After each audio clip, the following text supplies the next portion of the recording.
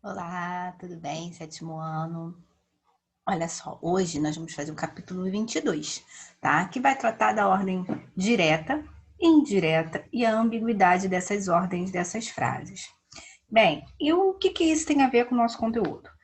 Isso aí é só para a gente relembrar alguns conceitos lá da nossa análise sintática e mostrar para vocês que dentro da natureza da construção da oração, todos aqueles conceitos que nós estamos vendo no decorrer do ano vão ser aplicadas dentro de uma mesma frase. Então, assim, estou falando, vocês devem estar um pouquinho confusos. Então, vamos botar isso na prática. Vamos dar andamento aqui. Aqui ele diz assim: a disposição do sujeito determina a ordem dos elementos essenciais da oração, a qual pode ser direta ou indireta. Bem, é isso aqui que vocês precisam estar focado, tá? Nessa ordem direta e nessa ordem indireta, também conhecida como ordem inversa. Dentro da análise sintática, quando vocês aprendem, a gente começa fazendo essa seção de frase, oração e período. Fizemos isso até lá na nossa aula presencial, né? No início do ano. E aí, a partir disso, aqui começa a se entrar os termos, por exemplo. A gente começa a ver aqui os termos essenciais, que são sujeito e predicado, e depois os outros conceitos, né? Então, dentro desses elementos sujeito e predicado, esses elementos essenciais, eles podem estar em diferentes posições dentro da oração. E é isso que vai caber essa ordem direta e essa ordem inversa. Vou dar um simples exemplo para vocês, tá? Olha aqui, ó. Os bebês adoram tomar banho. Qual é o sujeito dessa oração? Muito bem, aqui, ó, os bebês. Esse é meu sujeito, não é? Vamos escrever aqui um S para sujeito. E a partir daqui, né, adoram tomar banho é meu predicado. Então, essa ordem na qual eu tenho primeiro o sujeito e depois a construção do predicado, tendo o verbo e seus restantes, né, de conceitos, eu tenho uma ordem natural aí dessa oração. E essa ordem natural é chamada de ordem direta. Então, nessa construção aqui, nessa construção dessa oração, ela é chamada de ordem direta. Por quê? Porque começa com o sujeito. Vem o sujeito e aí parte do verbo para o restante do predicado. Né? Lembrando que o verbo faz parte do predicado. Então, vendo essa associação de sujeito depois predicado, você tem uma ordem direta. E a ordem inversa, a ordem indireta, é quando não tem o início de sujeito. Olha aqui, ó. Apavorados, os passageiros desceram do avião. Bem, aqui está meu verbo, né? Desceram. Quem desceu do avião? Os passageiros. Então, os passageiros é meu sujeito. Sendo que esse os passageiros está no meio da minha construção da oração. Por quê? Porque eu tenho um adjetivo aqui, um predicativo, e tenho o restante da oração aqui. A ordem natural seria: os passageiros desceram do avião apavorados. Esse apavorados, pode ver até que tem uma vírgulazinha aqui, né? Ele deveria estar no final da oração. Mas isso não vai impedir a construção dessa oração.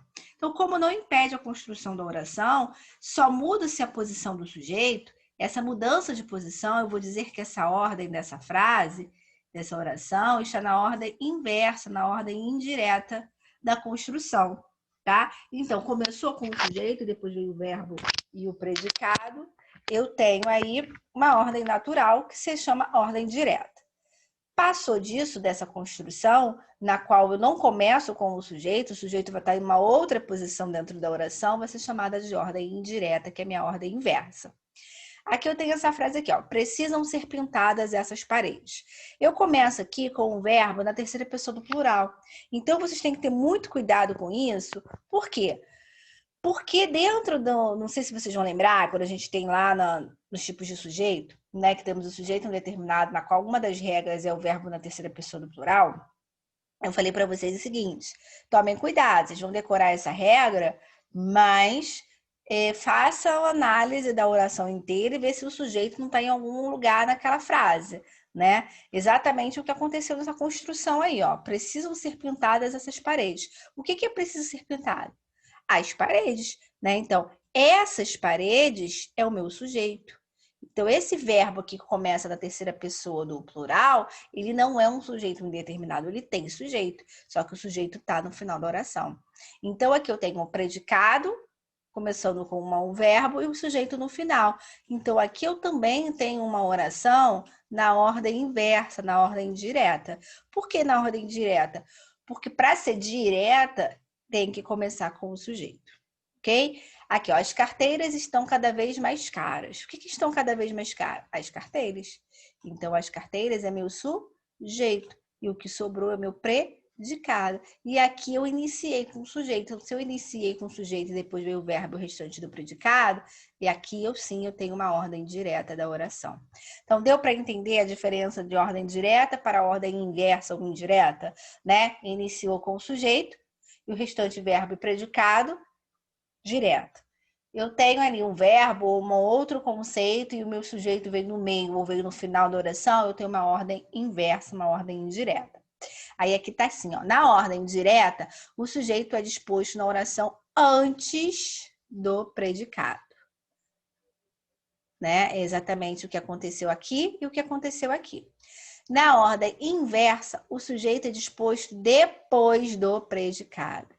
Então, só tem que tomar cuidado, porque olha só, vocês percebam que aqui, ó, os passageiros, o predicado aqui, ele tá cortado, né? Eu comecei com um adjetivo e depois eu dei o restante da oração.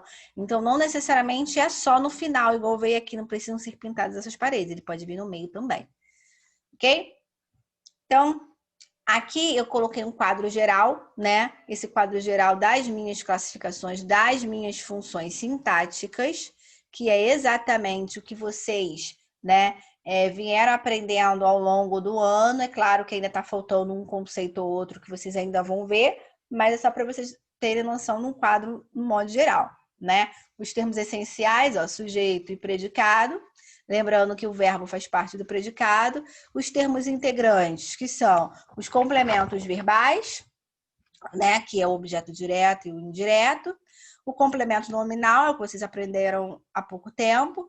Os predicativos do sujeito e do objeto e o agente da passiva, que vocês ainda vão ver esse conceito. O adjunto adnominal, que vocês também viram há pouco tempo.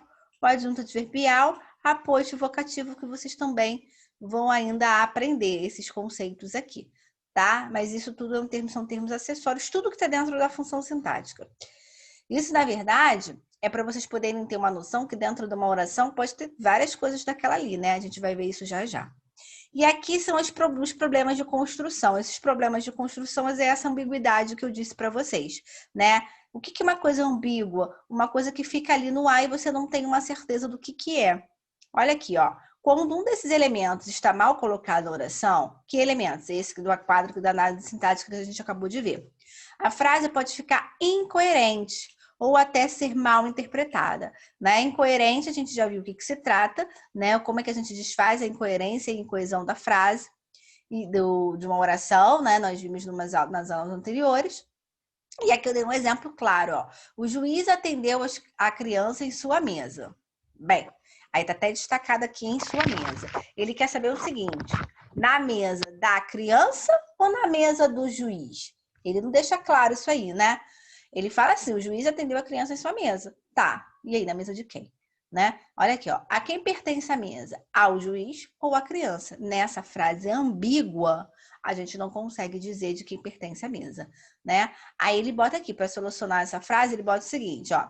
O juiz em sua mesa atendeu a criança. Nesse caso, ele colocou, né, em sua mesa entre vírgulas e aqui fica super explícito que a mesa é a do juiz. E aqui ele já fala assim: o juiz atendeu a criança na mesa dela, né? Esse dela foi colocado aqui para a gente exatamente saber que a mesa é da criança. Então, nesses dois casos, eu desfiz a ambiguidade dessa construção, né? Aqui ficou realmente uma coisa ambígua, sem a gente saber de quem é a mesa, se a mesa é da criança ou se é a mesa do juiz. Tem outro exemplo lá na apostila de vocês, ó. O vereador falou da reunião na Câmara. Aí ele fala o seguinte, né?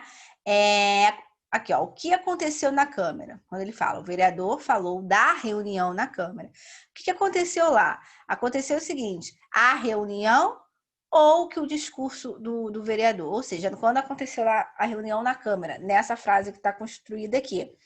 Aconteceu o seguinte, aconteceu do vereador ter falado da reunião lá na Câmara ou aconteceu a reunião lá na Câmara, né? Aí fica uma frase ambígua e a gente não consegue entender. Aí ele fala aqui, ó, para desfazer a confusão, ele fala assim, ó, na Câmara o vereador falou da reunião. Então ele estava lá na Câmara, né? E lá ele falou sobre uma determinada reunião, né? Aí no segundo ele fala assim, o vereador falou da reunião que aconteceu na Câmara. Então aqui ele já fala o seguinte, ele fala que aconteceu uma reunião na Câmara. Aqui ele não diz de onde é a reunião, ele só lá na Câmara que ele fala sobre uma determinada reunião, que a gente não sabe qual é. Aqui sim, aqui ele fala, né, que na reunião, numa determinada reunião, fala o que aconteceu lá na Câmara. Então aqui, nesses dois casos, a gente consegue ficar bem claro que reunião que está se tratando, coisa que aqui não na frase fica uma frase tão ambígua que a gente não consegue entender. Tem um outro exemplo, ó. O publicitário cuidou da propaganda da campanha aprovada na Assembleia. Olha só, né? Olha que frase que não tem muito sentido aqui para a gente poder entender. Ele fala o seguinte, o que foi aprovado aqui, né? O publicitário cuidou da propaganda da campanha aprovada na Assembleia. O que foi aprovado nessa Assembleia que a gente não entendeu? Né? A propaganda que foi aprovada ou a campanha que foi aprovada? A gente não consegue entender. Né? Aí aqui, ó, como é que faz para desfazer? O publicitário cuidou da propaganda cuja campanha foi aprovada na Assembleia. A outra, aqui, né, o que foi aprovado na Assembleia foi a campanha, né? Ele cuidou da propaganda que a campanha foi aprovada na Assembleia. O publicitário cuidou da propaganda que a Assembleia aprovou para a campanha. Então, aqui a Assembleia já aprovou a propaganda, né? Essa propaganda será da campanha, coisa que aqui é o contrário. Ele cuida aqui da propaganda que a campanha, a Assembleia aprovou. Então, isso aí, na verdade, é uma organização de estrutura dentro da oração que eu preciso colocar para não causar essa ambiguidade, ok? Aqui eu já fiz o seguinte, eu quero que vocês façam o seguinte também, mas eu coloquei essas 3 frases, eu vou fazer uma para vocês depois pausarem o vídeo e fazerem também nas outras 2 e depois a gente confere o gabarito comigo. E o que é isso? É fazer análise sintática da oração. Como assim, professora? Todos aqueles conceitos que vocês já aprenderam, vamos aplicar aqui. Então, olha só, vamos fazer a primeira. Ó, Joana comprou uma mesa. Primeiro passo, separar sujeito de predicado. Quem é o sujeito? Tudo bem, Joana, né? Joana é meu sujeito. Comprou uma casa, é meu predicado. Qual é a classificação do sujeito? Simples, oculto, indeterminado, oração com sujeito. Oração com sujeito o quê? Bem, como só tem um núcleo, sujeito simples, né? Então, eu já sei que Joana também é meu núcleo, porque é minha única palavra da minha oração. E lembrando que é núcleo a palavra mais importante, né? Nesse caso do sujeito. Comprou uma mesa. Predicado o quê? Verbal, nominal ou verbo nominal? Isso aí, verbal.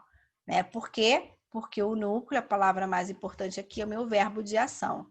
Então, esse comprar é também meu núcleo do predicado. Só que além dele ser núcleo, ele é um verbo, né? Eu tenho que classificar ele. Que verbo é esse? De ligação, direto, indireto, indireto, indireto ou intransitivo? Quem compra, compra alguma coisa. Então, é um verbo transitivo direto. Se ele é um verbo transitivo direto, tem que ter um complemento. Qual é o complemento dele? Uma casa. Uma casa é meu objeto direto. E aí, dentro do objeto, eu também tenho um núcleo, né? Que é a palavra mais importante aqui, que é mesa, núcleo do objeto direto. E o uma foi o que a gente aprendeu na nossa aula passada, é um adjunto adnominal. E o que é um adjunto adnominal mesmo? Né? É um termo que vai acompanhar, vai determinar o meu núcleo, seja do sujeito, seja do objeto. Ele pode ser artigo, ele pode ser numeral, ele pode ser pronome, ele pode ser adjetivo, ele pode ser locução adjetiva, né? Então, isso tudo aí é uma análise sintática. Vocês perceberam que todas as palavras compostas nessa oração foram classificadas. Então, é isso que vocês vão fazer na A Lua Parece Triste e fomos ao shopping ontem. Vão pausar o vídeo, vão fazer e aí despausa o vídeo para conferir o gabarito. Então, vamos lá, vamos fazer aqui. A lua parece triste. Qual o sujeito? A lua. Sujeito o quê? Simples. Qual é o núcleo da lua? Qual é a palavra mais importante? O a ou a lua? Lua, né? É a palavra mais importante. E o a vai ser o quê? O a não acompanha um núcleo e ele é um artigo? Então ele é um adjunto adnominal. Parece triste é meu predicado. Qual a classificação desse predicado? Nominal. Por que é nominal? Porque ele é composto aqui, ó. Parece, que é um verbo de ligação, e triste, que é um predicativo do sujeito. Por isso que ele é predicado nominal. E qual é o núcleo do predicado nominal? O adjetivo, o triste. Então, isso aqui é o núcleo do predicado também. Viu como é fácil?